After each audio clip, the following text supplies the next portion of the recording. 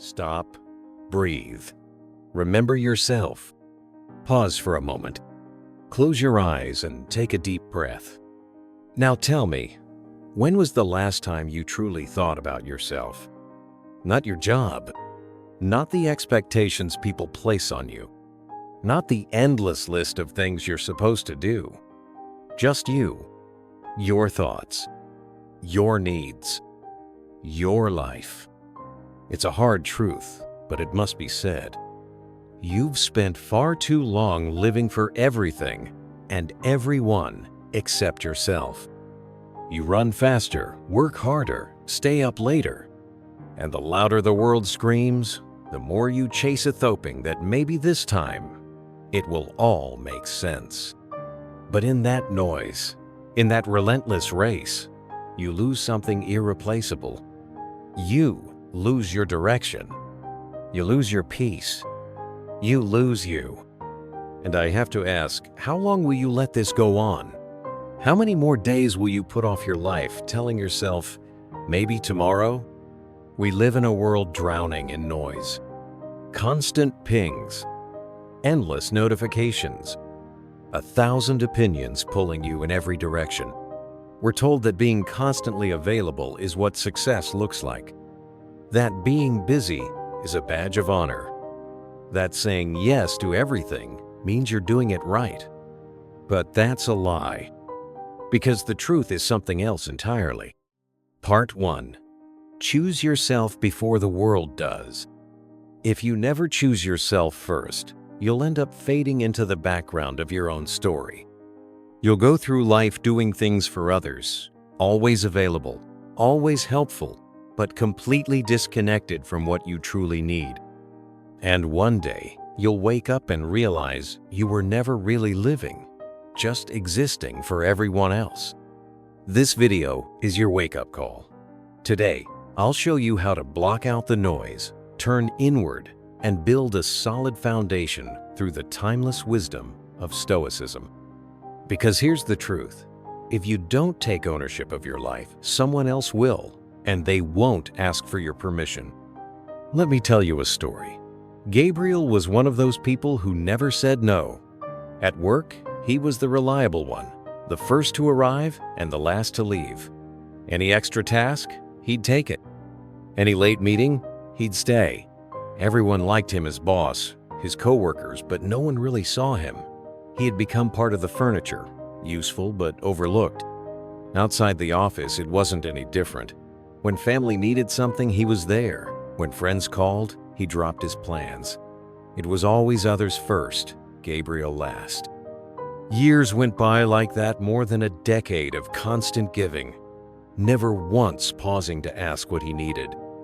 But everything catches up eventually. One afternoon, in a meeting like any other, he felt a sharp pain in his chest. He ignored it. Again and again, it came back until one day, his body gave out. He blacked out at his desk and woke up in a hospital. The diagnosis: extreme burnout, anxiety, stress. The doctor didn't sugarcoat it. If he didn't stop living like this, his body would shut down for good. Lying there in that hospital bed, he finally asked the question that had been buried inside him for years. What if I chose me for once? That night, at home, he came across a video. It introduced him to Stoicism. A quote by Marcus Aurelius hit him hard. A man's life is what his thoughts make of it. He paused, replayed it, and let it sink in. For the first time, he understood. His life had been shaped by the belief that he had to please everyone, that his value came from being needed, not from being himself. From that moment, everything changed. He began applying Stoic teachings. It wasn't easy. Saying no at work drew cold looks. Ignoring messages after hours led to gossip. Choosing himself earned him labels like selfish, but he didn't care because he had learned the truth. If you don't make yourself a priority, you'll just be an option to everyone else and never to yourself. Today, Gabriel still works. He still helps, but he does it on his terms. And in choosing himself, he discovered something powerful. When you are full within, you can give to others without breaking apart in the process. Take back what's yours. This story, my friend, isn't just about Gabriel. It's about you, about me, and about the thousands of people who have slowly forgotten one undeniable truth. Your life is yours, not your boss's, not your family's, not your friends, yours. And yet, how many times have you betrayed that truth just to avoid disappointing someone? How many times have you whispered yes when every part of you was screaming no? Think about it. How many times have you buried your needs to please others? How often have you delayed your own dreams to meet someone else's deadline? You see, we don't lose ourselves all at once. We give away little pieces moment by moment until one day we wake up feeling like a stranger in our own life. That's why this video exists, not just to tell a story, but to challenge the mindset that keeps you stuck. Because if something in Gabriel's story hit home, if it felt uncomfortably familiar, then this is the moment to pause and reflect. Not next week, not next year, right now. Today, you're going to learn how to put yourself first, not out of selfishness, but out of wisdom. You'll discover how to block out the noise, how to shield your peace, how to stop being pulled in every direction and finally choose a direction of your own. You'll understand why being available to everyone has left you unavailable to yourself. And most importantly, you'll realize that unless you reclaim your time, your boundaries, and your energy, no one else will do it for you. No one is coming to prioritize your dreams. That's your job. So, if you found even a spark of truth in these words, I invite you to go deeper with us. Consider subscribing, not just to this channel, but to the version of you that's been waiting to rise. And leave us a comment. Tell us, are you ready to make yourself a priority again? Part 2. Your mind is hijacked. You wake up, but instead of stretching your arms or taking a moment to simply breathe, your hand automatically reaches for your phone. Before your brain even has a chance to fully wake up, you're already neck-deep in a flood of notifications, random messages, headlines, screaming about problems you can't fix, and short videos you won't even remember an hour later. 5 minutes turn into 10. 10 become 30. And suddenly, the first hour of your morning, the most important one, is gone. Just like that. And it doesn't stop there. Throughout the day, every moment of silence becomes a trigger. You're eating? Scroll. Walking? Scroll. Even during those brief pauses in conversation or while waiting in line, you can't resist the urge to check anything on your screen. You've lost the ability to just be still with yourself, even for a breath. My friend, I hate to be the one to tell you this, but your mind has been hijacked. Your attention is no longer yours. It's been sliced into pieces and handed out like dessert at a dinner party, and everyone wants a piece.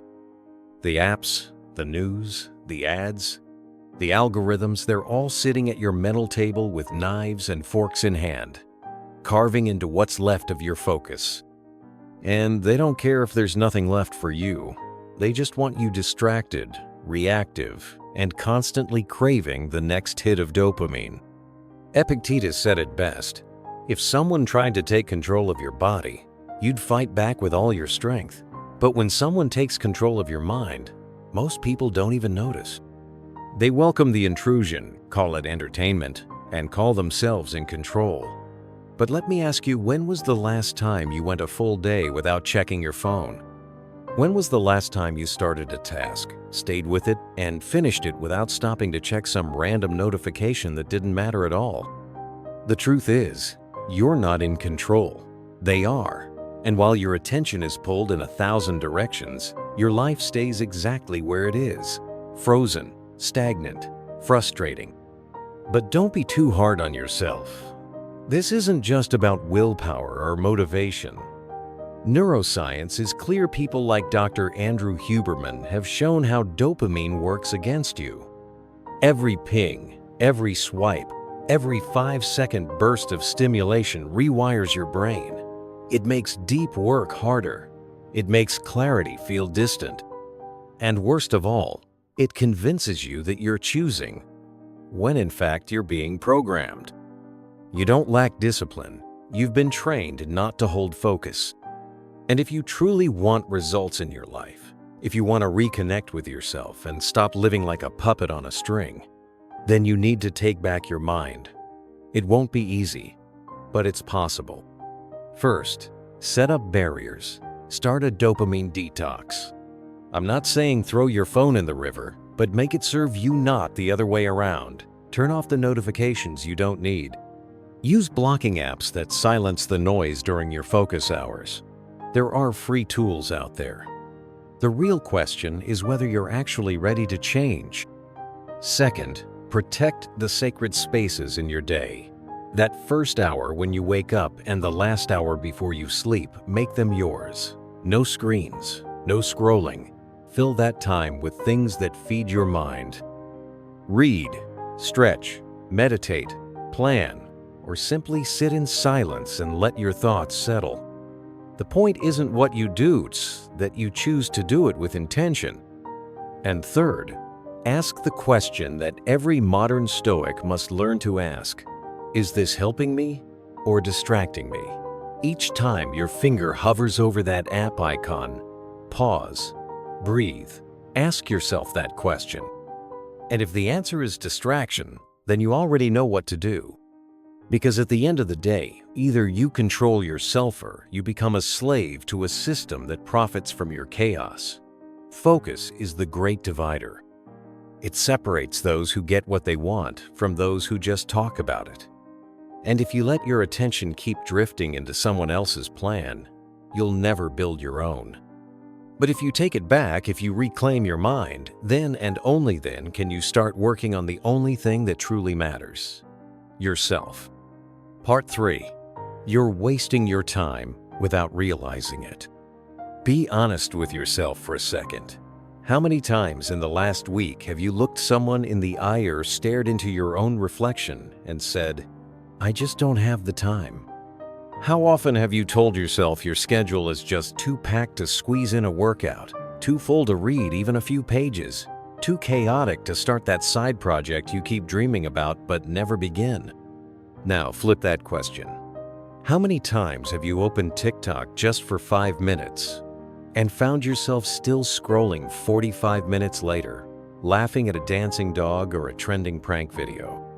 How often have you told yourself you'll just check YouTube quickly and somehow ended up deep in a rabbit hole, watching documentaries about remote tribes you didn't even know existed? No, my friend. The real problem isn't that you don't have time. The truth is much harder to admit. The problem is that you're giving your time away to algorithms, to distractions, to mindless consumption without even realizing it. You hand it out freely, like spare change, and wonder later why you're broke on progress. Marcus Aurelius understood something we've forgotten. He wrote, "Time is like a river. It flows endlessly. And if you don't step in with purpose, it will sweep you away and never return what's been lost." And this wasn't just a poetic metaphor. He lived it. Even while ruling one of the most powerful empires in history, Marcus still found time to write his reflections, to train his discipline, to tend to his inner world.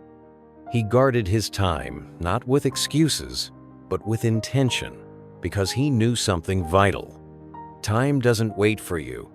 It doesn't pause, and it never gives refunds. Fast forward to today, and we live in a world that treats attention like currency, but spends time like it's infinite. A recent study from the University of California revealed something shocking. The average person wastes nearly 3 hours a day on meaningless distractions. 3 full hours. Gone. Every single day. Multiply that over a year, and you've lost more than 1,000 hour showers you could have used to change your life. Think about what that really means. That's enough time to read 50 books. Enough to learn a language. enough to build a small business from the ground up. But instead, most people look back at the year and wonder why nothing has changed.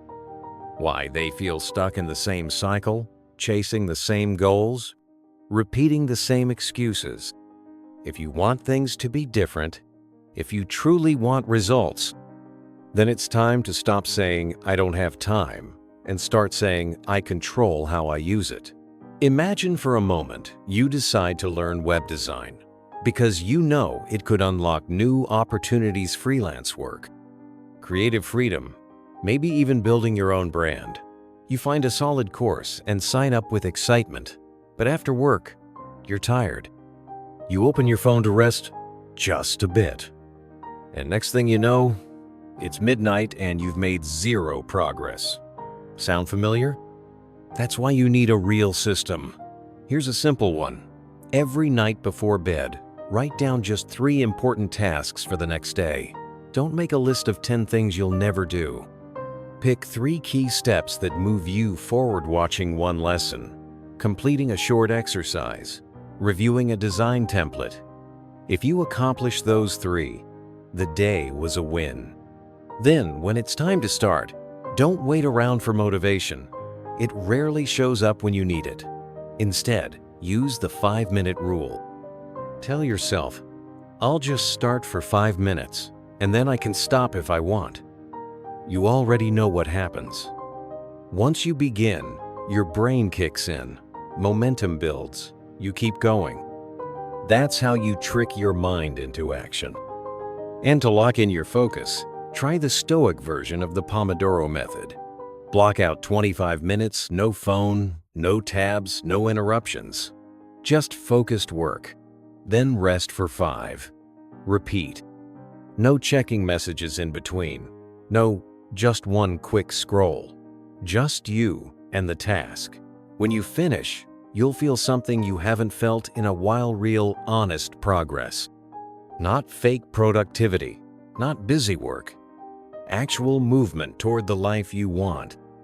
Now, let me ask you, how are you going to invest your time today? Don't leave this question hanging. Write it down in the comments. Declare it to yourself and to this community. What will you commit to today to stop wasting your time? What will you focus on to finally start building momentum? Because if we hold each other accountable, if we walk this path together, we all go further. And trust me, what's coming next might just change how you see every moment of your life. Part 4. Let the results speak.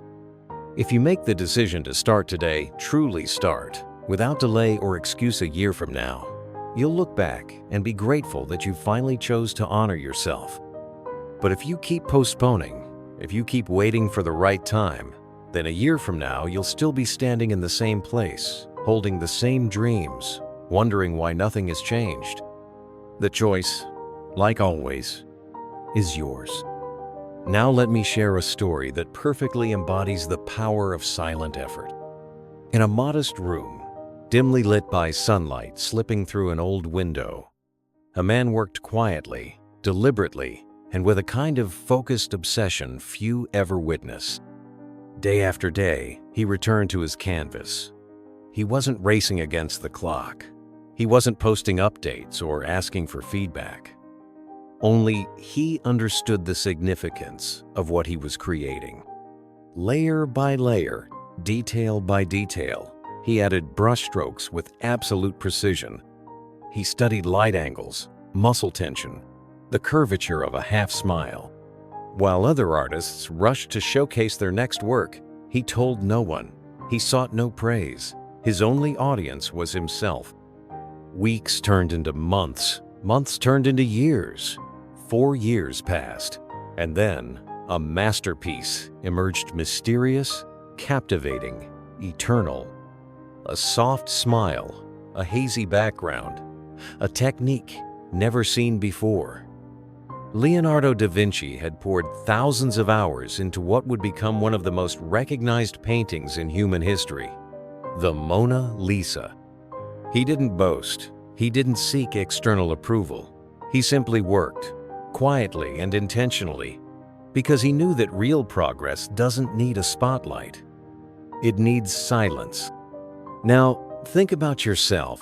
When you decide to change something, start a workout routine, launch a project, begin a new chapter in your life, what's the first thing you do? Be honest. Do you announce it to the world? Do you post it on social media? Do you tell your friends before you've taken even one real step forward? I'm going to start writing a book. I've joined the gym. I'm learning to invest. But weeks go by and nothing changes. Let me explain why. It's not always about discipline. Sometimes it's your brain playing a trick on you. Each time you talk about your plans, your brain releases dopamine, the same chemical that floods your system when you actually achieve something. That false sense of accomplishment gives you the reward before the work. And when the time comes to act, you've already used up the motivation. You've already gotten the feeling of achievement, but none of the actual progress.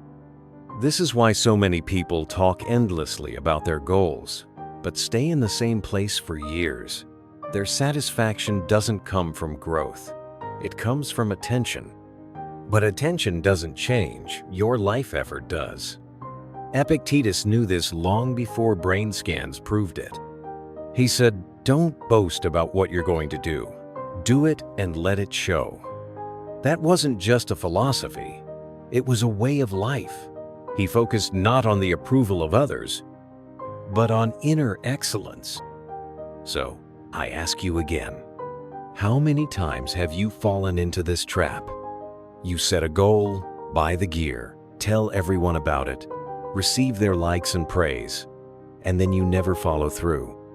Your brain got its reward without earning it, and you're left wondering why your dreams still feel out of reach. So what's the solution?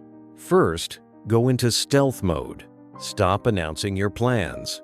Stop chasing external recognition before anything's even been built.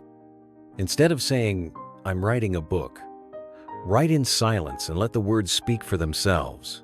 Instead of posting about your fitness goals, train quietly and let the results show up on their own. Let people notice, not because you told them, but because you transformed. Second, reward yourself in private. You don't need public validation to feel proud. Celebrate silently when you complete a full week of consistent work. Smile to yourself when your project takes shape. The satisfaction of seeing your own growth is deeper and more lasting than any applause. And finally, before you seek anyone else's approval, look in the mirror. Ask yourself one question: did I make real progress today? If the answer is yes, then you don't need anyone else to validate you. Your work, your transformation, your quiet effort, that is your proof. Part 5. Surround yourself with giants. If the answer is noif, you can't look in the mirror and say, "Yes, I made real progress today," then the only thing you owe yourself is action. Not another excuse, not another post, not another conversation about what you plan to do. Just action. My friend, at the end of the day, life gives you two choices. You can talk about what you want to become, or you can become it. The world doesn't need more noise. It needs more proof. So stop announcing your goals. Work in silence. Stay consistent. Focus on yourself. And I promise you, results will speak louder than anything you ever said out loud. Now, let's move to something most people never realize is quietly shaping their destiny every single day: your environment. I want you to imagine that 95% of your future success depends on the people you spend the most time with. Sounds dramatic? It's not.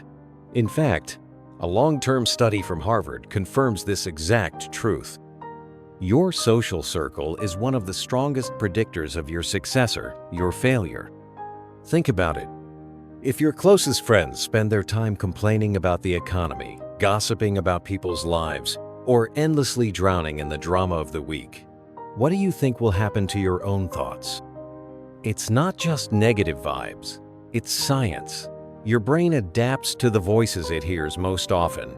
it rewires itself to mirror the beliefs of those around you. So, if you spend your time with people who never step out of their comfort zone, how far do you think you'll go? Seneca understood this thousands of years ago. He said, "We become like those with whom we associate." And he was right. Imagine Seneca surrounded by the elites of Rome who only cared about luxury, indulgence, and avoiding anything that required true discipline. Would he have written the wisdom we still quote today? Would he have shaped his mind into a fortress of reason? Of course not. Greatness does not grow in shallow soil, and neither will you unless you change what you're growing in. Motivational speaker Daniel Habib once said it with perfect clarity: "Surround yourself with spiritual giants, not mental dwarfs." And no, we're not talking about height. We're talking about ambition, about mindset, about vision.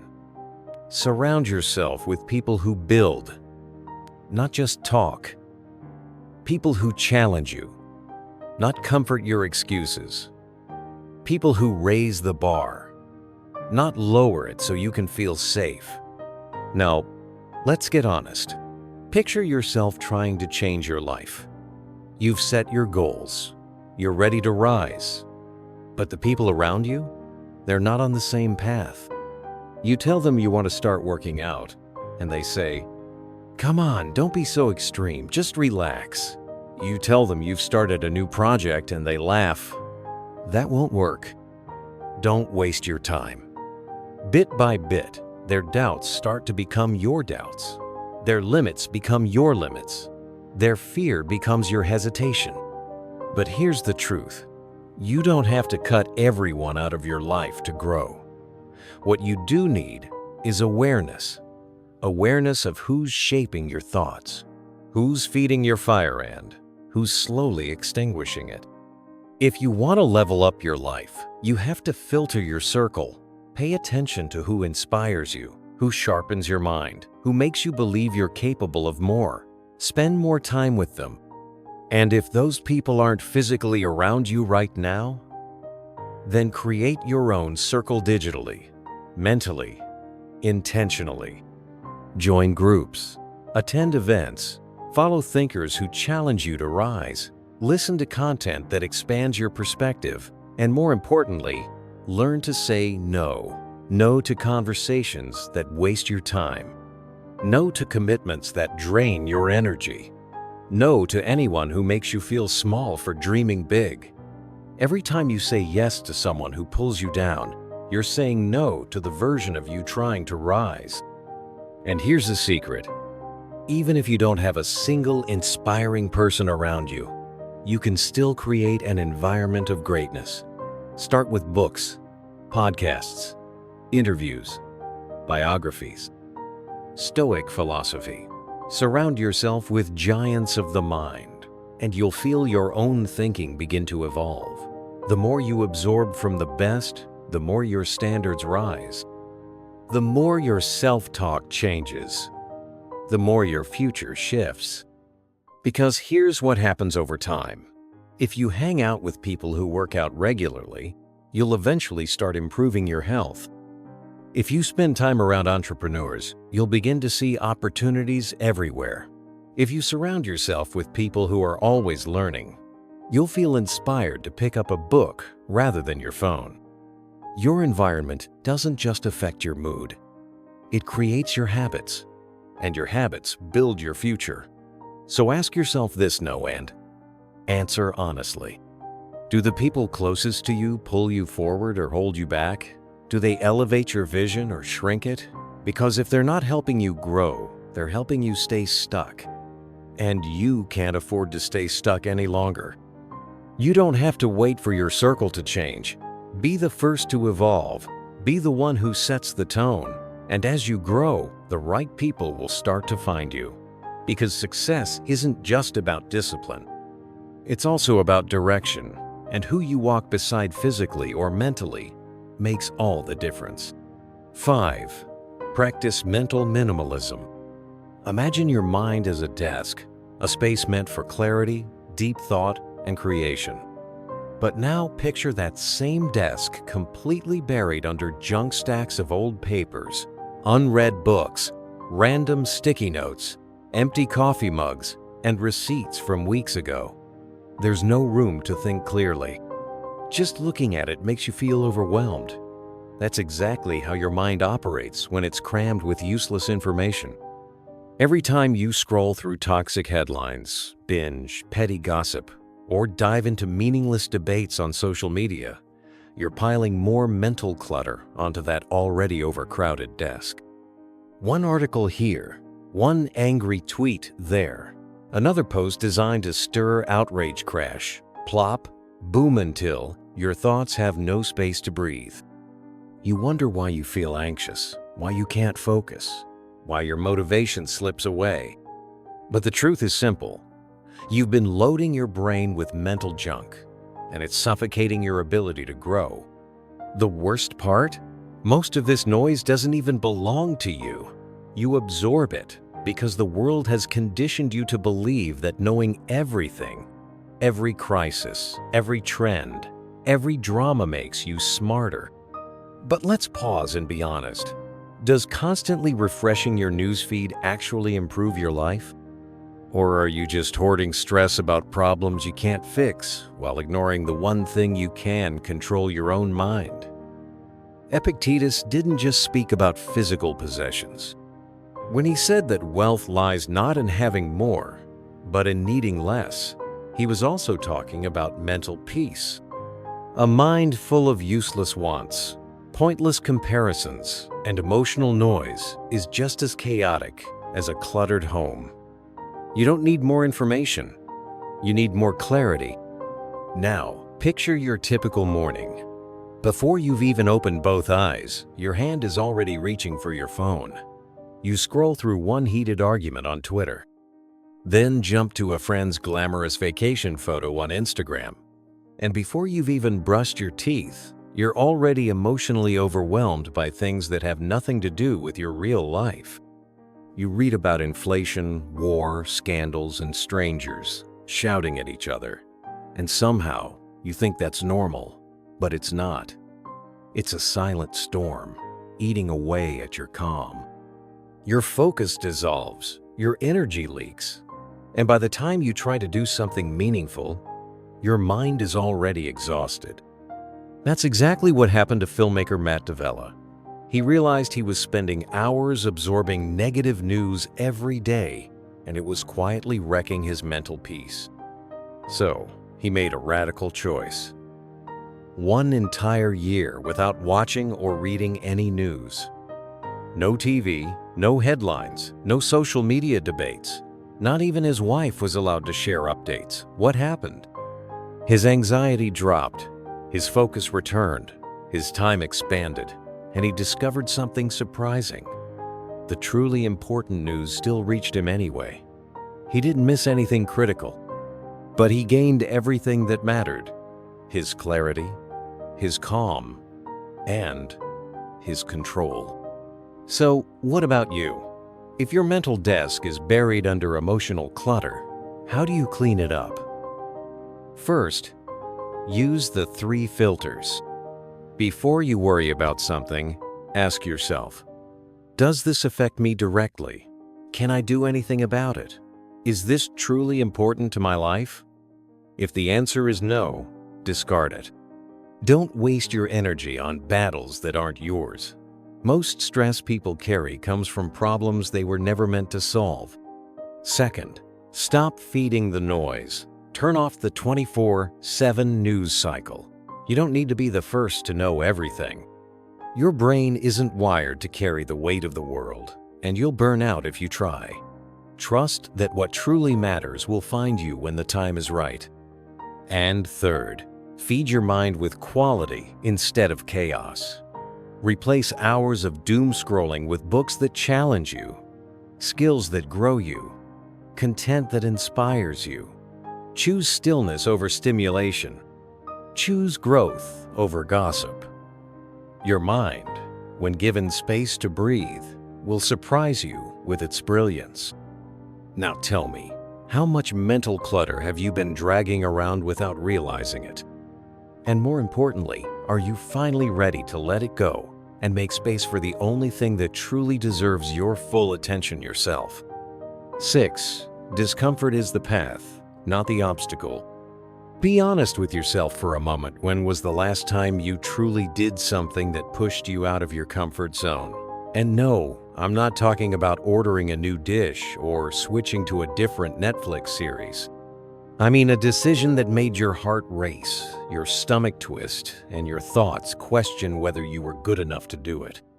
Maybe it was standing up to speak when your hands were shaking, waking up before dawn to build something meaningful, or daring to confront a fear you've carried for years.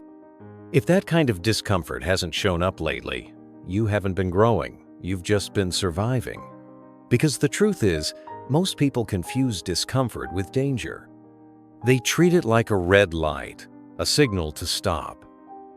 But in reality, discomfort is a green light, pointing toward transformation.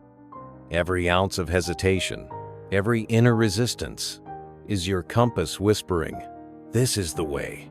And if you're never feeling uncomfortable, it's not because you're doing everything right. It's likely because you haven't even started the real work yet. We all do it, don't we? We crave better lives but reach for the easier route. We want wisdom, but without struggle, growth without resistance, strength without the weight. It's a trap we fall into because comfort feels safe. But Epictetus would tell you bluntly, don't wish for an easier road build, a stronger self. That's what the Stoics knew. They saw discomfort, not as punishment, but as preparation. Every challenge, every tension was a forge for the soul. Because the problem isn't that life is hard. The problem is thinking it needs to get easier before you're willing to act. But life doesn't wait for your convenience. It tests your courage in the middle of the storm. Think about David Blaine, the illusionist who broke the world record for holding his breath 17 minutes underwater. That wasn't magic. That was discipline. Day after day, he conditioned his body to remain calm under unbearable pressure. He silenced panic, slowed his heartbeat, trained his brain not to flinch at suffering. That wasn't a gift. That was built. And neuroscientist Wendy Suzuki confirms, when you embrace discomfort, your brain rewires, new connections form, resilience strengthens. You are literally transforming your capacity to endure and evolve. But the opposite is also true. If you always choose the path of least resistance, your mind learns to quit before it even begins. You train yourself to expect ease, and anything difficult becomes impossible. So ask yourself, right now, were you growing or just coasting? Every day gives you two choices: stay comfortable and stay the same, or lean into the edge and grow stronger. And no, discomfort won't knock on your door. You have to chase it. Wake up earlier than usual, not to punish yourself, but to reclaim the hours everyone else wastes. End your shower with cold water. Not to prove anything, but to show your brain that you are in control. Read something in a foreign language. Send that uncomfortable message. Start the task you've been avoiding. It doesn't matter what it is. What matters is that you stop hiding from effort and start walking into it. Just remember, discomfort isn't the enemy, it's the invitation. Yes, there's a difference between harmful pain and the challenge of growth. Don't confuse the two. But the pain of progress, the sting of effort, that's the price of becoming who you're meant to be. The soreness fades, the fear softens, but the regret of staying still that lingers forever. So next time you feel uncomfortable, be grateful, because that's how you know you're moving forward. Each step into the unfamiliar is a declaration that you're choosing your future, that you're showing up for yourself, that you're building the life you've been too afraid to start. Don't run from that feeling, run with it. Let it sharpen your will, reinforce your discipline, and pull you toward the strength you never thought you had. 7. Not everything deserves your energy. Before we move on, Stop for a second and answer this out loud or in the comments. What's the last thing you did that genuinely pushed you beyond your comfort zone? Now, as we shift gears, I want to share with you a short story, one that carries a powerful truth about where your energy goes and what it's worth. It's a story that might just change how you handle life's everyday provocations. There was once an old man who lived in a quiet village. Everyone knew him not because he was loud or famous, but because no matter what happened, he never lost his calm. He was the definition of grounded. One afternoon, a young man, bitter and angry with his own failures, decided he would test this calm. He walked up to the old man and, with no warning at all, hurled insult after insult at him. "You're worthless," he spat. "People only come to you because they're bored. You're just an old man with nothing valuable to say." His voice rose, expecting to rattle the old man, waiting to see him break or snap back. But the old man did neither. Instead, he looked at the young man, smiled softly, and asked just one question. "If someone offers you a gift, and you choose not to accept it, who does it belong to?" The young man blinked, confused.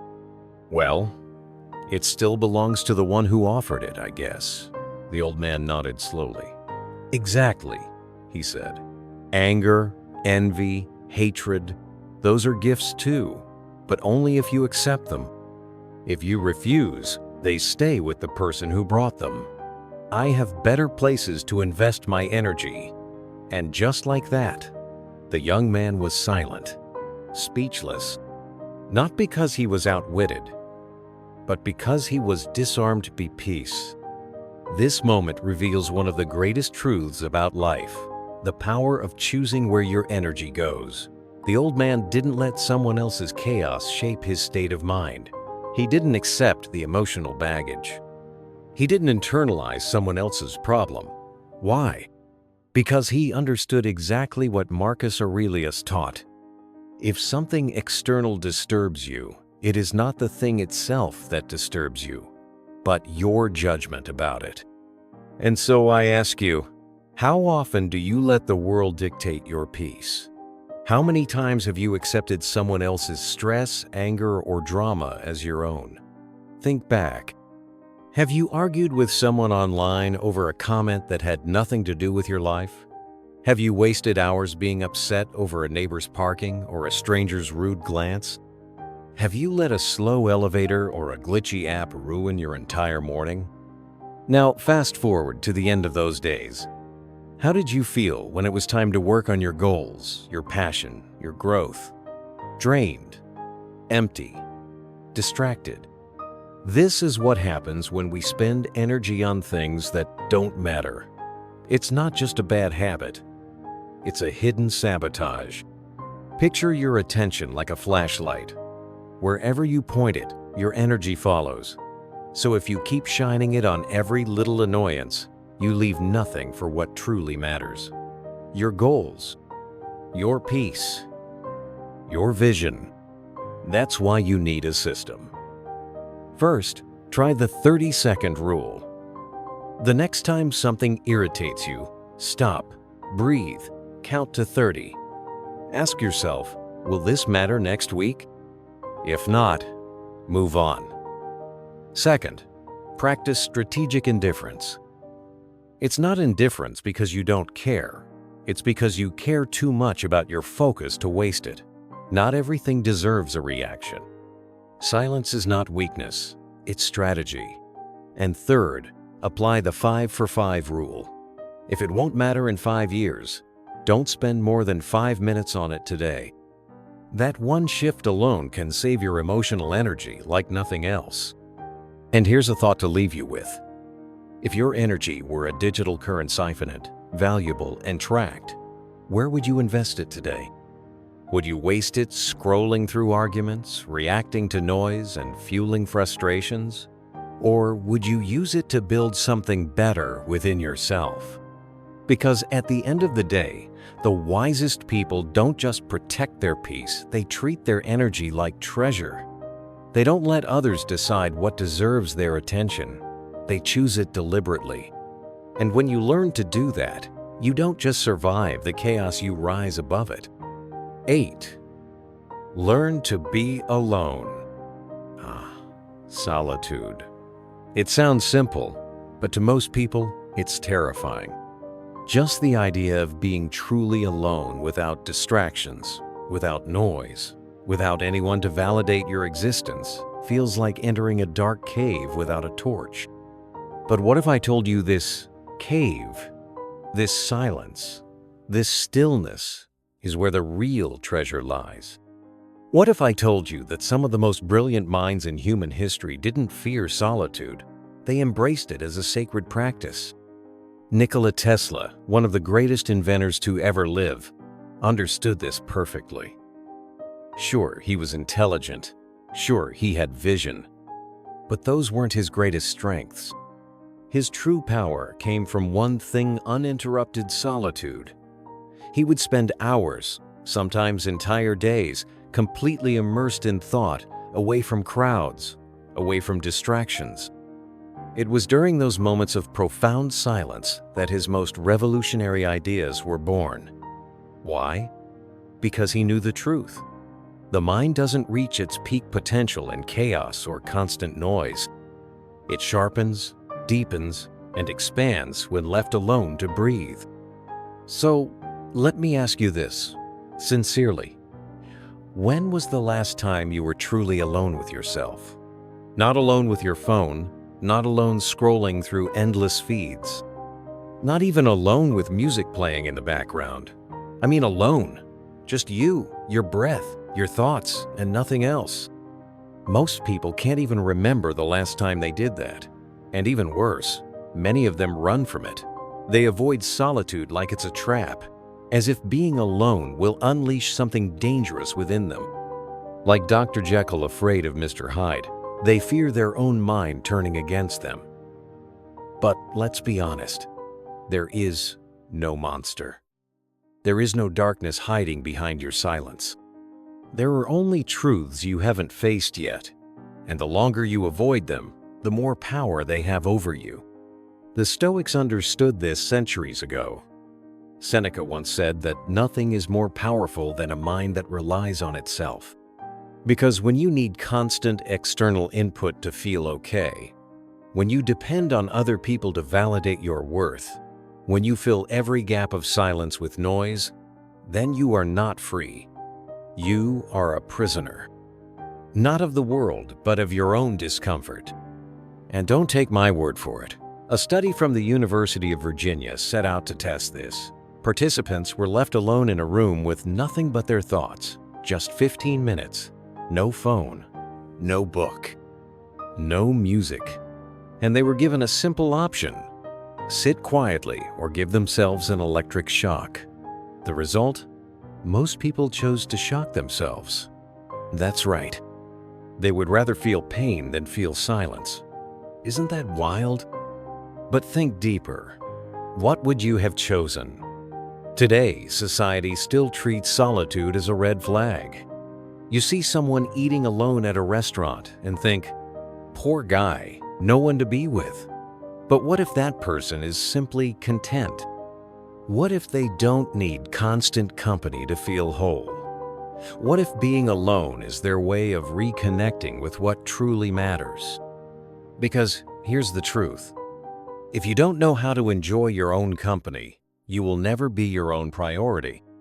You'll always be waiting for messages, scrolling for approval, or filling the silence with noise just to feel less alone.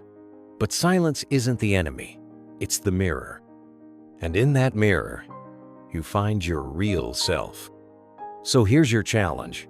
Take a day and make it yours completely. No phone, no music, no background TV. Go for a walk without headphones. Sit in a park without checking your screen. Journal without distractions. It'll feel uncomfortable at first, maybe even awkward, but keep going.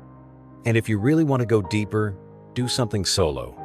Go to a movie by yourself. Take a solo trip. Sit at a cafe with only your thoughts. And then observe, not the world, yourself. What do you feel? Are you at peace? Or are you itching to run back to distraction? Ask yourself this honestly. Who am I when no one's watching? Do I like the person I am when I'm all alone? Because that's the real test. If you can sit in stillness without needing to escape it, if you can enjoy your own mind without fearing it, then you've reached a kind of freedom most people never will. So stop seeing solitude as punishment.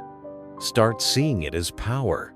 Because when you no longer need constant connection, you become whole on your own. You stop chasing validation. You stop performing for others.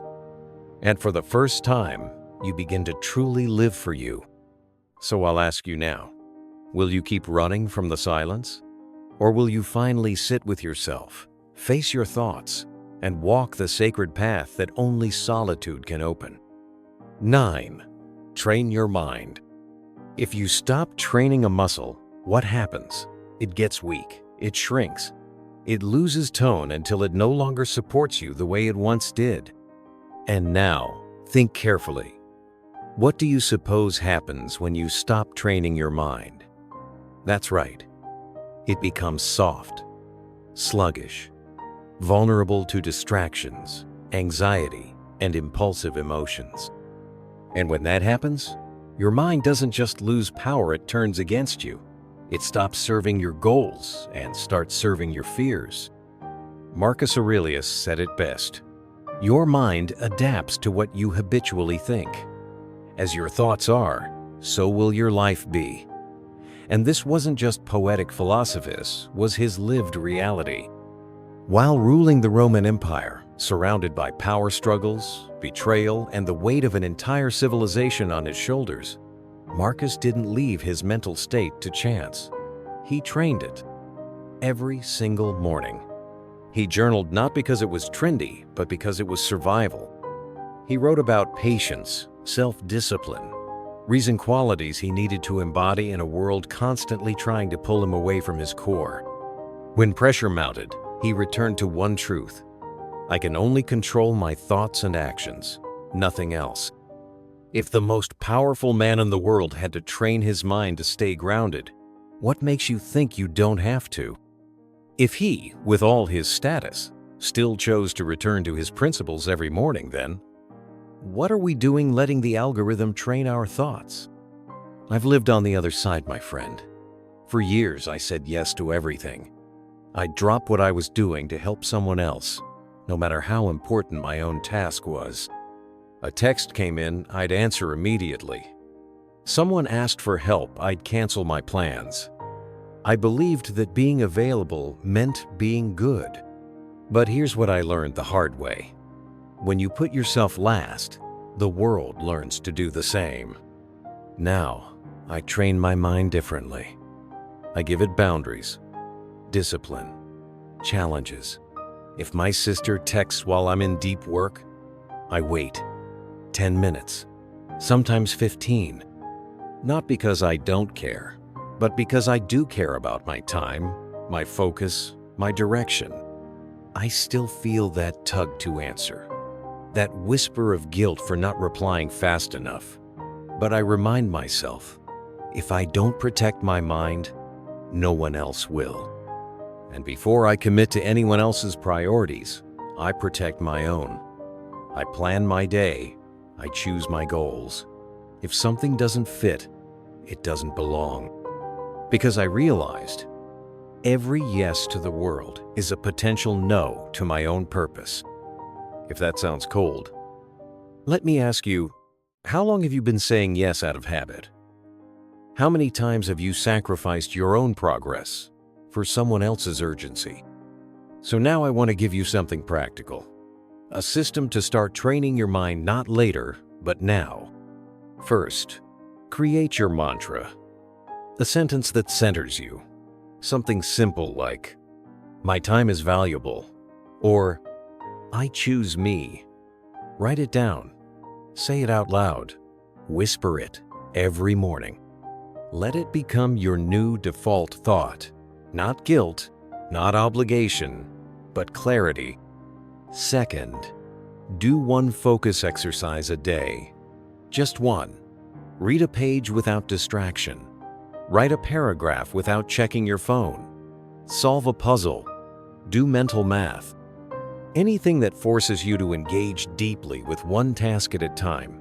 That's how you rewire your brain.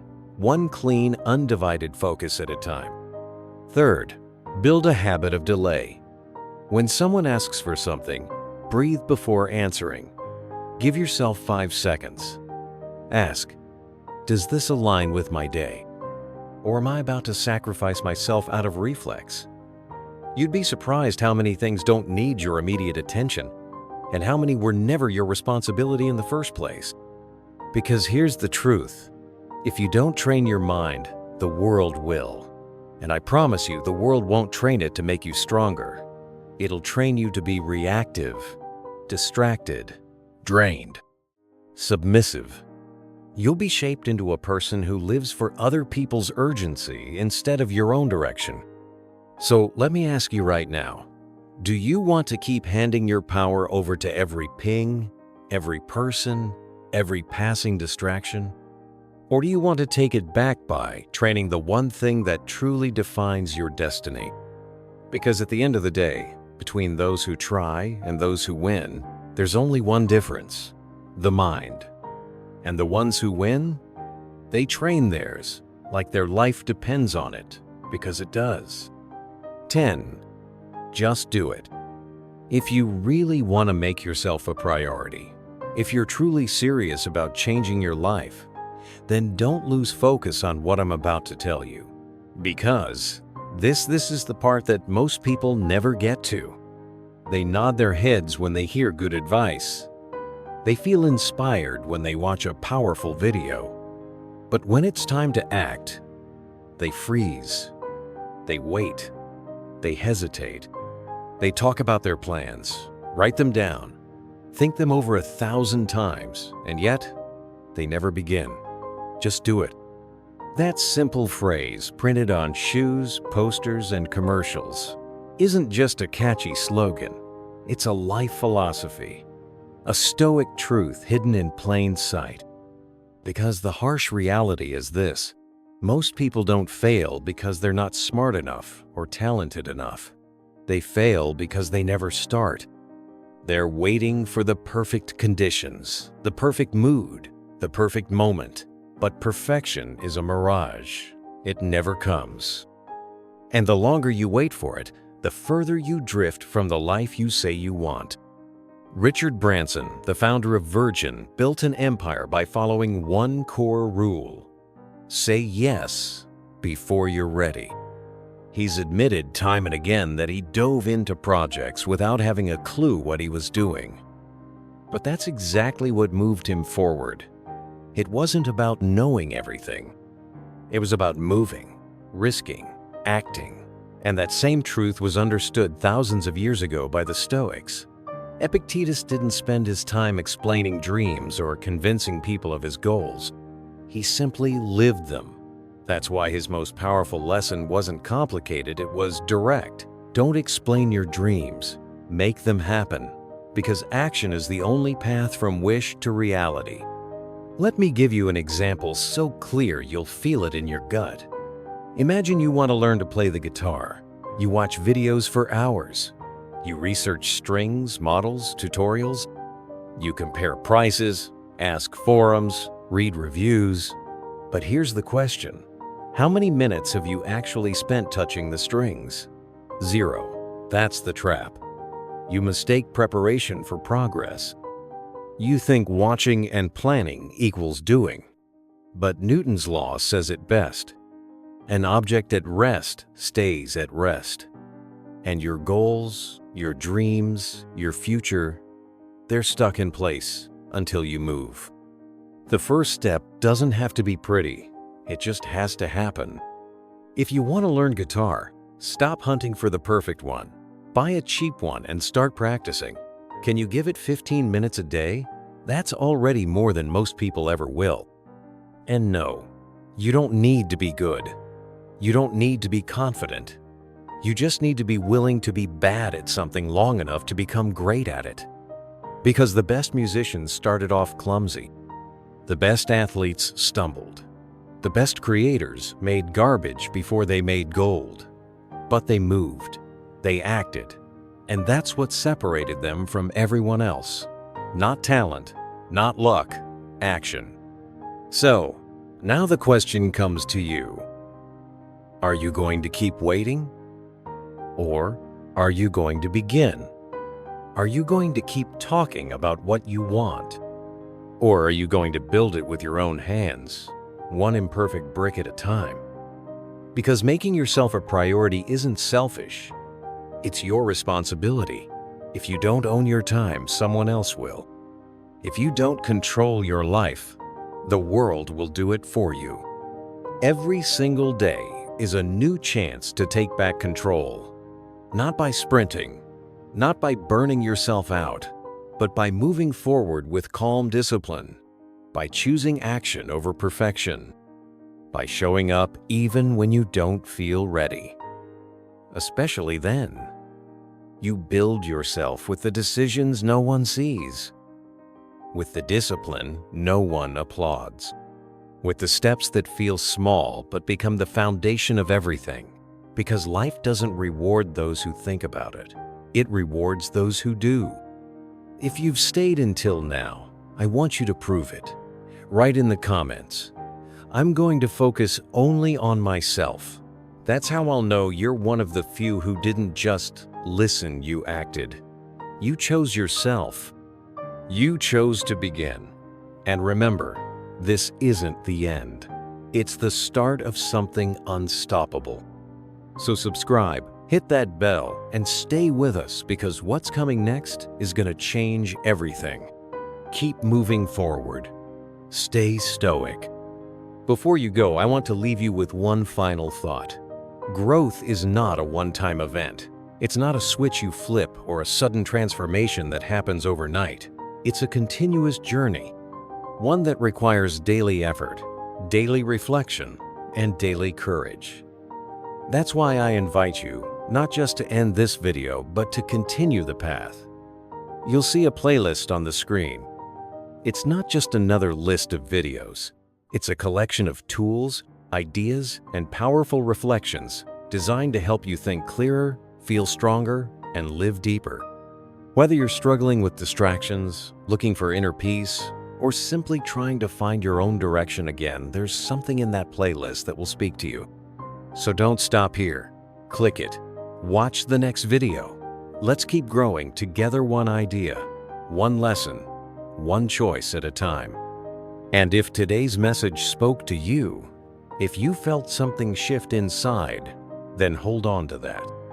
Let it be your reminder that you're capable of more than you think, and that your life changes the moment you decide to focus on what truly matters yourself. Until next time, my friend.